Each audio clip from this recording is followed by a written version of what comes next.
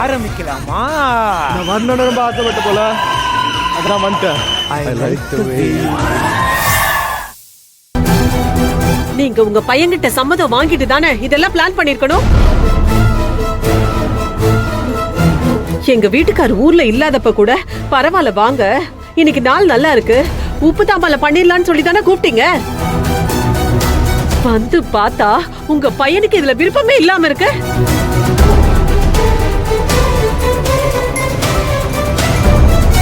இப்படி விருப்பமே இல்லாத ஒரு பையனை என் பிள்ளைக்கு கட்டி வச்சு காலம் முழுக்க அவ கஷ்டப்படணுமா?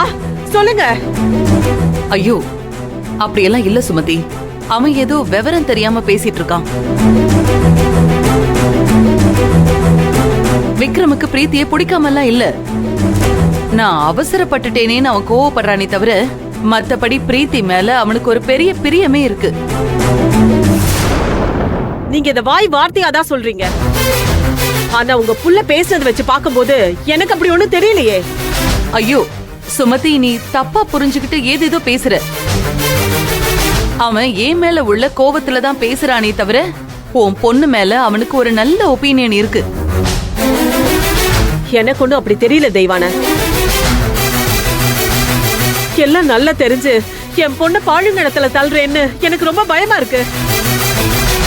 அப்படிலாம் பயந்து ஒன்னும் உங்க பொண்ணை எனக்கு கட்டித்தர வேண்டாம். நீங்க வேற ஒரு மாப்பிள்ளைய பாத்துக்கங்க.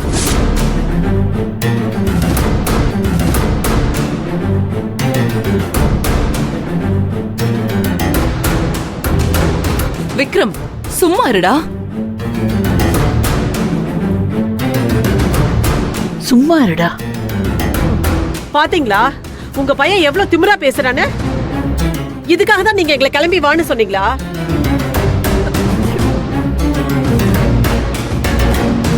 அண்ணி, இப்பவே அவருக்கு போன் பண்ணி இதெல்லாம் நடக்காது, எப்பவும் நடக்காதுன்னு சொல்லிடுறேன். ஆமா ஆமா சொல்லிடுங்க, இப்பவே சொல்லிருங்க. விக்ரம், வாயை மூடிக்கிட்டு இருக்க போறியா இல்லையா? எக்க தப்பா பேசிக்கிட்டே இருக்க. சுமதி, தயவு செஞ்சு நீயாச்சும் கொஞ்சம் புரிஞ்சுக்கோ. அவனுக்கு பிரீத்திய வேணாங்கிறது விஷயம் கிடையாது.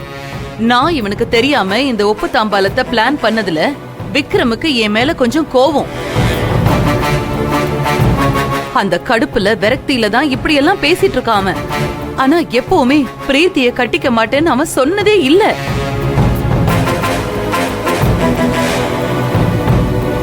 நீ கொஞ்ச நேரம் அமைதியா இரு. அவன்கிட்ட எப்படி பேசி புரிய வைக்கணுமோ நான் பேசி புரிய வைக்கிறேன். இப்படி கட்டாயப்படுத்தி உங்க பையனை என் பொண்ணு கட்டிக்கணுமா? சொல்லுங்க. அப்படி நடந்தா என் பொண்ணோட வாழ்க்கை நல்லா இருக்குமா?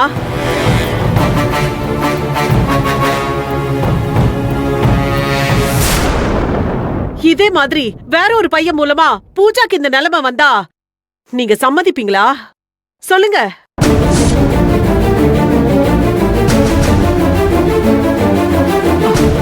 என்ன மா, என்னம்மா இப்படி எல்லாம் பேசிக்கிட்டு இருக்க?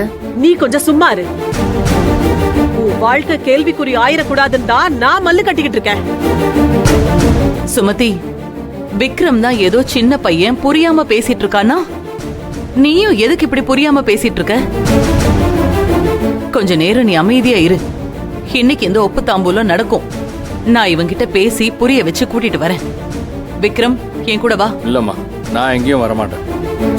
இப்படி வர போறியா இல்லையா? அதான் சொல்லிட்டேன்ல, நான் எங்கேயும் வரமாட்டேன். டேய், வான்னு சொல்றேன்ல, வாடா. போ.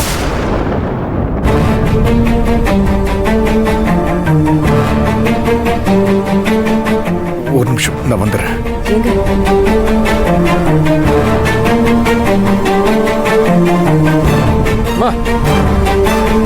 என்ன ஏமா இப்படி போட்டு டார்ச்சர் பண்றீங்க? எனக்கு கேட்காம இதெல்லாம் பண்றது எனக்கு எனக்கு ரொம்ப கோவத்தை ஏத்துது. இங்க பாரு விக்ரம், நான் உன்னை மீறி தப்பா எதையுமே செய்யலையே. உனக்கு நல்லது தானே செய்யறேன். இத பாரு, இன்னைக்குதான் நாள் ரொம்ப நல்லா இருக்கு. இதுக்கு மேல நாம நாள்ல கடத்திக்கிட்டு இருந்தா அது நல்லாவே இருக்காது. பிரீத்திக்கும் உனக்கும் தானே கல்யாணம் ஆக போகுது. அதுல எந்த மாற்றமும் கிடையாது தானே? அப்படி இருக்கும்போது எதுக்கு நாள்ல தள்ளி போட்டுக்கிட்டு? கவினுக்கு அம்மா பாசம் வேணும். அவன் அம்மா இல்லாத குழந்தையா வளர்றத என்னால பார்க்க முடியல. ஒவ்வொரு நாளும் அதை பார்த்து நான் நொந்து போயிட்டு இருக்கேன். அதனாலதான் இந்த அவசரம். நீ எல்லாரும் முன்னாடி அப்படி பேசுறியே, பிரீத்தியோட அம்மா என்ன நினைப்பாங்க? உனக்கு அந்த பொண்ணு மேல ஏதோ இன்ட்ரெஸ்ட் இல்லாத மாதிரி தப்பா நினைக்க மாட்டாங்க? நான் சொல்றத நீங்க புரிஞ்சுக்கவே மாட்டேங்கிறீங்க.